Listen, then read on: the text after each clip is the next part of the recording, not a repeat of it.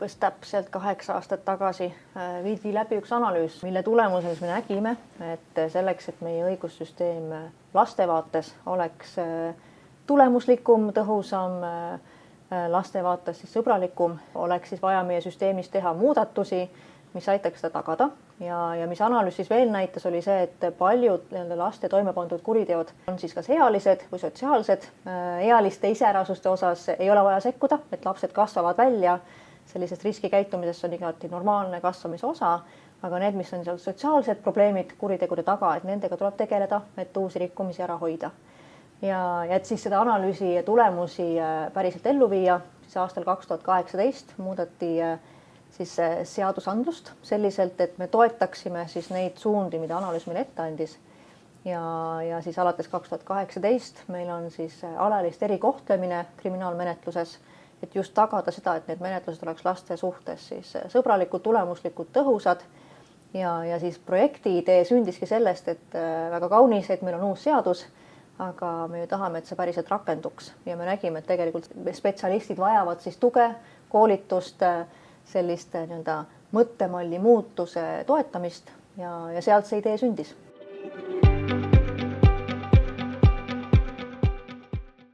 Jah, nagu Laidi juba ütles, et see mõtteviisi muutus on oluline osa selle projekti muutusest, et toetada spetsialistide tööd ja seda mõtteviisi just selliselt karistavalt mõtteviisilt siis nii-öelda taastavaks või mittekaristuslikuks. Sest tegelikult karistamine üksi ei muuda käitumist, vaid seda muudabki dialoog siis selle noorega ja ka dialoog, kui on tekkinud mingi konflikt või õigusrikkumine, siis ka dialoog nende osapoolte vahel.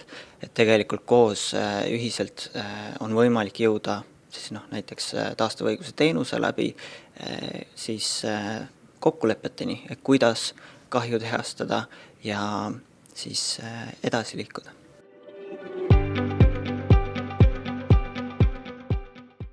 See projekt on eelkõige oluline nagu seetõttu, et just see valdkonna ülesus ehk et tegutseti nagu koos eri tasanditel ehk et needsamad seaduse muudatuste elluviimine ja rakendamine oli nagu oluline kõikidele nendele tasanditele, kes siis noorega ühel või teisel viisil sellel teekonnal kokku puutuvad. Kõik me astume ühte jalga, et riigis oleksid need ühised teadmised, oskused, liikumine sinna suunas, et alaealisi satuks võimalikult vähe sellele teele ja need, kes satuvad, siis saaksid sellelt teelt võimalikult kiiresti abi ja ei satuks tagasi sellele teele.